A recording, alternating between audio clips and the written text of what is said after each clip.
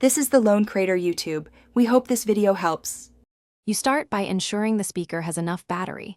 Charge to at least 20% to avoid interruptions. Once powered, press the power button to turn the Charge 5 on. This engages the internal system that the reset will clear.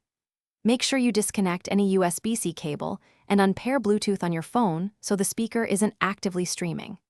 This prevents connection conflicts during reset and ensures the reset targets device settings rather than an active session. You now perform the actual reset. Press and hold the volume plus and play buttons together for about 10 seconds. Hold firmly so the internal command registers. Once done, listen for a confirmation tone or watch the LED indicator blink. Those signals confirm the speaker cleared settings. Make sure Party Boost is off before you begin, because active pairing can block the reset routine. If the tone doesn't play, repeat the button hold one more time with steady pressure. Once the reset completes, power the speaker off and then back on to let firmware reload default settings. This ensures a clean start. You should then repair your phone by enabling Bluetooth and selecting the Charge 5. Confirm volume and EQ are back to defaults and that the saved device list is cleared.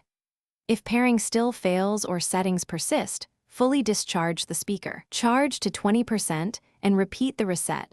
Hardware state can block resets until battery cycles are refreshed. Thanks for watching. Consider subscribing if we helped you.